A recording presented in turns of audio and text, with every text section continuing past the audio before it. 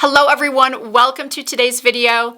I don't know about you, but when I find out that one of the top makeup wizards of all time has shared a makeup tip or a hack to make you look, his quote, 20 years younger, my ears immediately perk up, my eyes open wide, and I cannot wait to hear what it is. And a part of me is thinking, well, maybe it's something I've already seen before, but no. This was something that I had never seen before, and I think I've already forgotten to say who the makeup artist is. Scott Barnes, the Scott Barnes. If you are not familiar with Scott, he has been a celebrity makeup artist for 25 plus years. Back in the late 90s, early 2000s, the J-Lo glow was all the rage.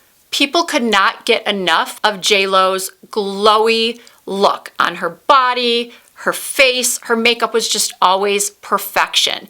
And the man behind that look was Scott Barnes. He actually used to tell magazines that in order to get that J-Lo glow, he would combine different moisturizers and shimmer products to create the most perfect body glow product. And then because the demand was so high, a couple of years later, he came out with Body Bling, which you can still purchase today on his website. So that's a little background on Scott for those of you who might not know who he is.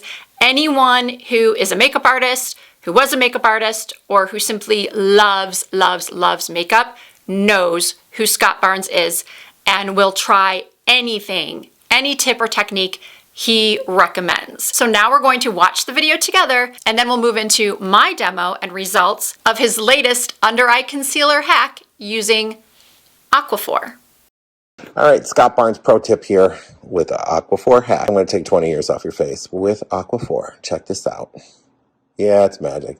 Anyway, I use a little bit on the neck, and I use the lip balm underneath the eyes. And this makes your concealer stay 10 times longer. It doesn't get all creased up and crazy, believe it or not, and it doesn't break down the makeup. I know. I figured this out after doing hours and hours of photo shoots and movies and music videos. How do I keep the concealer from not caking up underneath the eyes after such long wear? And this was it. Aquaphor. I've got to say, I am just as excited, if not more excited, than you might be to see if this hack really works. I think you'd agree that it is quite rare to see a new hack on social media. I think I can speak for a lot of beauty YouTube content creators when I say that sometimes we think we've discovered a brand new hack that is going to be mind-blowing or game-changing for people, and then we are often quickly brought back down to earth because inevitably people will start telling us, oh, I've seen that done before. So that's definitely kind of a bummer. But I truly don't think that I've seen anyone else attempt this hack using Aquaphor lip balm. So I obviously do have eye makeup on. I have mascara on, I have my brows on, but I have no lower mascara on, no eyeliner, no concealer, no foundation. I just have my moisturizer and sunscreen on. I'm actually going to take a little bit of eye makeup remover to prove to you that I have got absolutely nothing on under my eyes. I'm going to let that sit and dry for a couple of seconds while I zoom you in. Hopefully you can see my eye area well. Hopefully the lighting is okay. And I honestly think we're good to go. I think this is dried. All right, so he says he uses the lip balm, so that is what I purchased. And once again, I'm just gonna check to make sure that my eye area is free of any residue from the eye makeup remover. And from what I could see, he just kind of went like this. Right underneath the eye area, a couple swipes.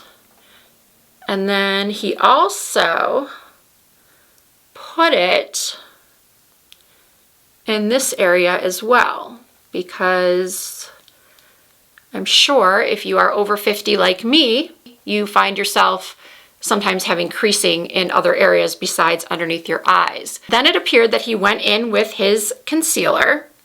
Now, Scott Barnes is the originator of underpainting. A lot of people think it's Mary Phillips because she is the one who went viral on TikTok using the underpainting technique, but truly Scott Barnes is, in my mind, the originator of it. Of course, there could have been someone earlier than him to do it, but I remember first watching Scott Barnes in 2005, 2006 doing underpainting. So I am taking a Kulfi concealer. It's one of my favorites, especially for mature skin. I am picking it up on my brush. And this brush is from BK Beauty. It is the A506. I should know this by now. I use it all the time. And I was correct. It's the A506. And it's going over the Aquaphor very, very nicely. Okay, that looks good. And now, obviously, I'm doing the other side. I'm trying to get as close as possible so that you can see. And then he took his finger. I guess it's a good thing that the nail has fallen off this one. It's much easier to pat without the nail.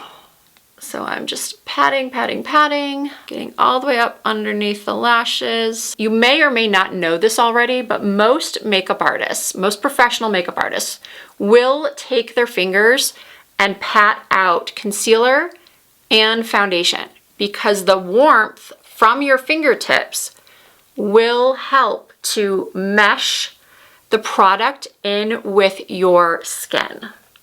And then he did go in and apply foundation, so I'm gonna go ahead and do that, speed that part up, and then he appeared to have set the concealer with a little powder. I think in the comments he said that he used the Maybelline Superstay powder, which I don't have. In hindsight, I probably should have picked that up as well when I ordered the Aquaphor. My mistake, so I'm just going to use this Pat McGrath Under Eye Blurring Powder in Baby Pink. And for my foundation, I'm using the Catrice HD Liquid Coverage 24-Hour Wear Foundation in 034 Medium Beige. I did get a professional spray tan before my birthday weekend, so my body and face are a little darker than usual. All right, okay, so the foundation is on, and now I'm taking a little powder, just as he did, to set the under eyes. Not going to use too much. I'm definitely not baking, which for those of you that don't know is when you take a bunch of loose powder and apply it to the under eyes, let it bake for a couple of minutes, and then dust it away.